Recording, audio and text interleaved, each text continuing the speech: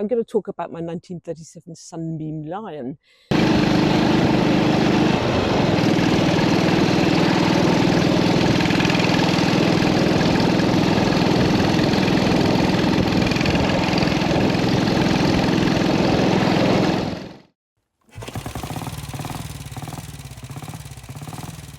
It's a 500cc side valve, and it's a Marston Sunbeam. It was made at the Wolverhampton factory just before they switched production to Plumstead when they were amalgamated.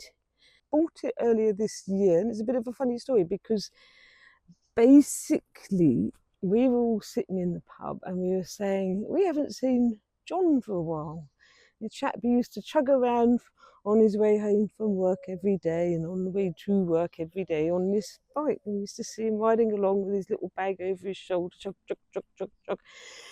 And we were saying, no, we thought we haven't seen him for a good couple of years.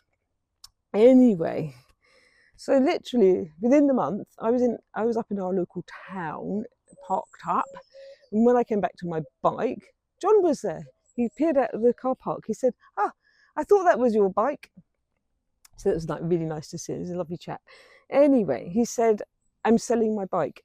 I can't ride it anymore. My legs are too gone. I'm selling my bike. Do you know anybody that wants to buy it?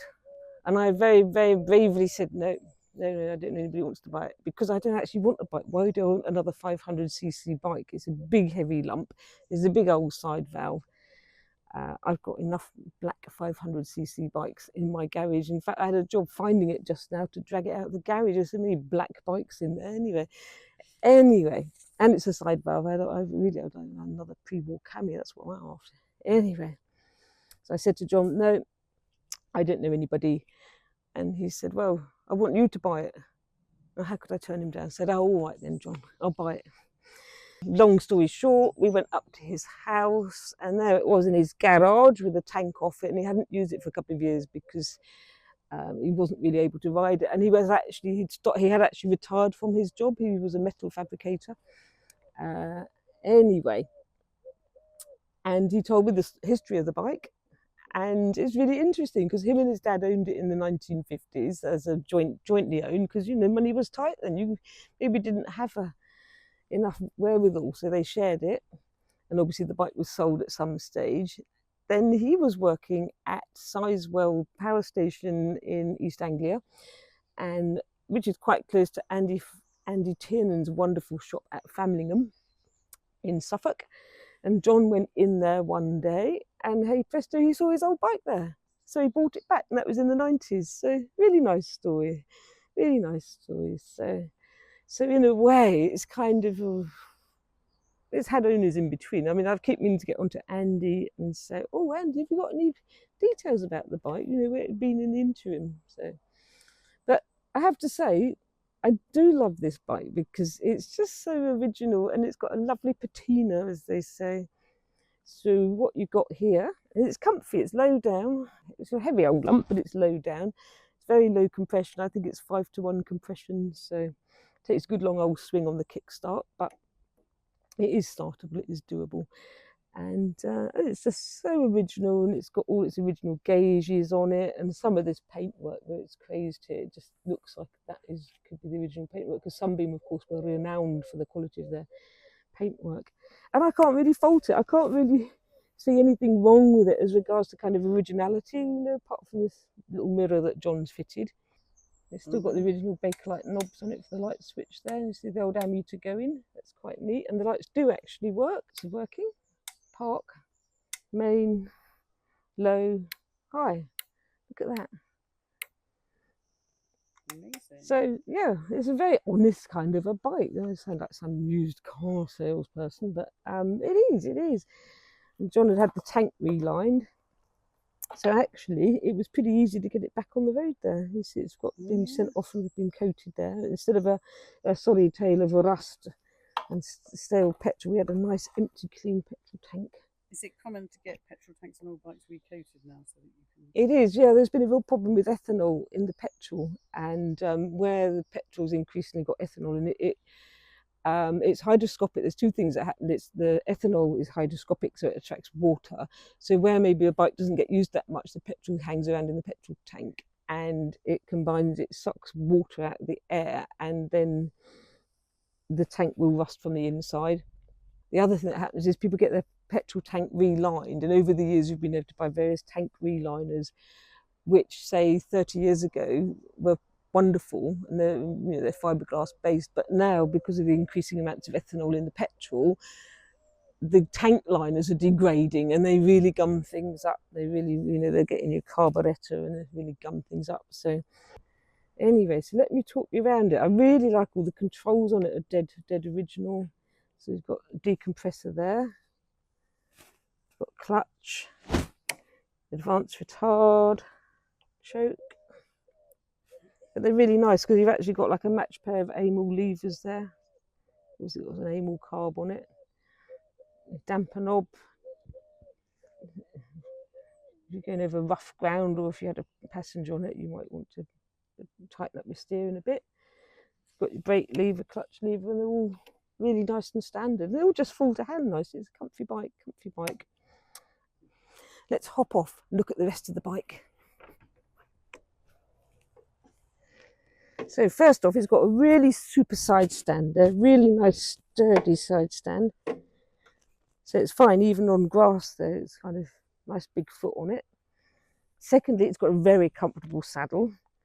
So this is the original, what they used to call Rexine, which is fabric, leather effect fabric. And what we've actually done is we've painted that with PVA to kind of keep it all in one piece, because I don't want to replace it. I think that looks fantastic. And it's still got the badge on the back, Lyset saddle. But I find that really comfy. This is John's lifting handle, so that's another little thing that I could work on. I think that bracket, if you have a dual seat on it, you could put one of those sprung dual seats on it, I guess. And yeah, the whole thing is just really original here. You've got a lovely tail light on it. Still got his original number plate. Reflector, obviously you need that because since they changed the law. Nice centre stand. Yeah, it's not a sports machine. Look at the mud guards on it. You've got these balanced mud guards here which keep all the dirt off your trousers, which is very practical. It's a proper ride to work bike in the 30s. This would have been fantastic for somebody to get to work and arrive with your trousers clean, just what you want. And the same with the front mud guard. Again, that's got a really deep valance on it there, and that stops a lot of the road spray getting on your shoes, and so you don't turn up at work looking a white state. Who wants that? So we've got the tool. This is the original Toolbox, which is a lovely thing. With a nice catch on it, you can put your little padlock through there. Let's open it up, see what's inside. So that hooks on like that. It's nice. It's a nice construction because even if that comes loose, it's not immediately going to come open. There you go. You can get your quite commodious little. There you've got your plug spanner there, your valve cooling spanner there. I tend to take the whole core comes out for some reason, but I must actually dig out a spark plug spanner for it. I think this is actually a, oh no, it says AJS. It's an AJS tool. Oh dear, where did that come from? Oh. Pop them back in there. There we go. So it's got a 500cc side valve engine. And carb, it's all very standard. Here you can see it, so they made a 600 version, but this is a 500. You can see on the plate there, it actually says 500. That's the decompressor there, so I'm going to activate that. As you can see, that's acting there on the, so it makes the engine easier to turn over. And it's quite nice. It's got damping on the side of the forks as well as the top spring there. 4-speed gearbox there, the neutral indicator. What I really like about it is the fact that it's still got kind of really original looking footrest rubbers on it there. It's nice. I don't know if they are the original ones, but they certainly had a lot of use there. I just love all that fantastic. It is old, so why shouldn't it look old? And what else have we got? So we've got nice brakes on it. Got a nice big brake on the front there. It's an 8-inch brake. And speedometer, it's quite well equipped really. Yeah, so what really struck me about this bike when I saw it, and I just couldn't turn John down really, is that it is just so nice and original. So you've still got the original fuel taps on it. And then you've got the famous Sunbeam all-enclosed chain guard here. Again, you know, you're going to keep your trousers clean on this bike.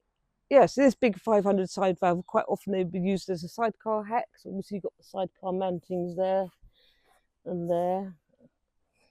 And you've still got the original battery there, which is nice. King of the road, Lucas. There you go, that's nice to have.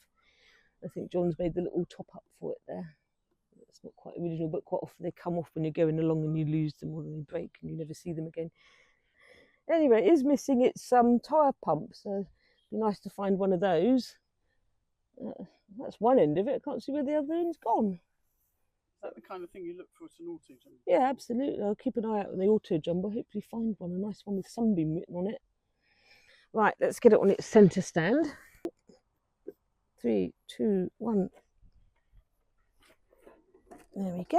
Not too bad.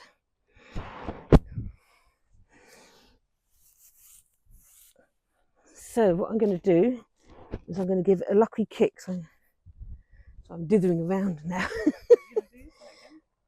What I'm going to do is I'm going to give it a lucky kick. I've got a feeling I'm going to struggle with this. I might have to ask dear Rick because it's stone cold. It hasn't been started up for a week or two. So first things first, petrol on. This is a double-ended, that's it. This is actually a double-ended petrol tap. It's really unusual. Let's put both sides on. The main thing is oil on. Got an external oil tap there. Don't forget that or you blow it up. And let's tickle it up. These older cars with the remote float, you just hold it down, whereas the monoblocks you have to kind of wiggle it around. There we go, the petrol's just coming out there, so that'll do. Now, I can't remember which way the ignition goes. I think that's advanced. If I take it about halfway, give it a kick, see what happens.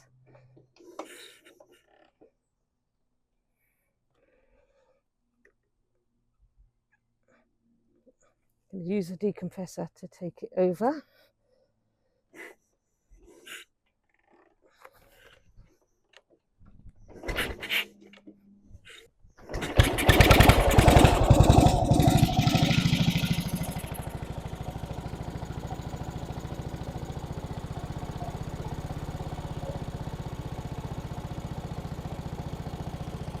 Lovely.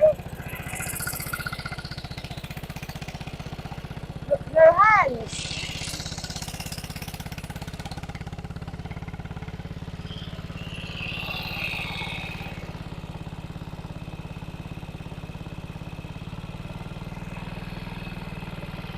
Stick it over a bit fast.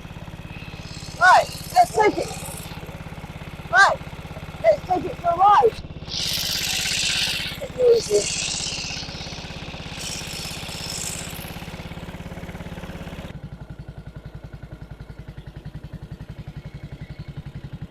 Well, hey, good to go.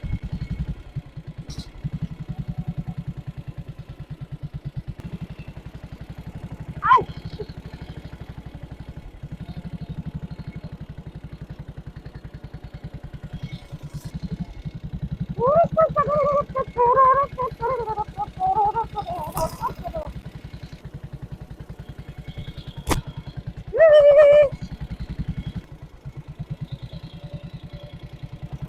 Ow.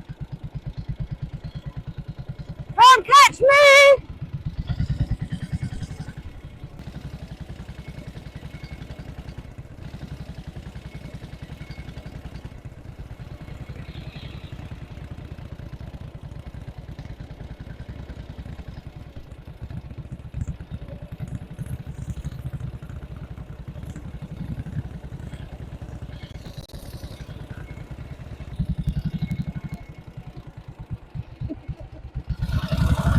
Film this, Maxon!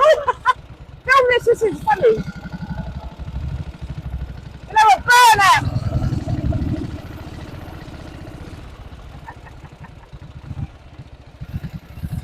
Oh, that's fantastic. I think this one's coming to the Isle of Man because it's got lights, which you need. It's fantastic and it's good fun. It's done really well. I'm so pleased it started easily as well. Good bike. Who won the bike off? Me! Oh, Julie. to check out my earlier video of me on my lovely little mattress Silver Arrow. That was a much easier ride around the garden. This is kind of showing its weight and length quite a lot around the garden. The mattress was a lot nippier. So 8 out of 10 performance off-road, I think. Not 10 out of 10. And what does Stormy think? And what does Stormy think? You didn't. Stormy, what do you think? What do you think, mate? You think, when are you getting the sidecar so I can come? Where's my dinner? Yeah, where's my sidecar? Where's my sidecar, Stormy says.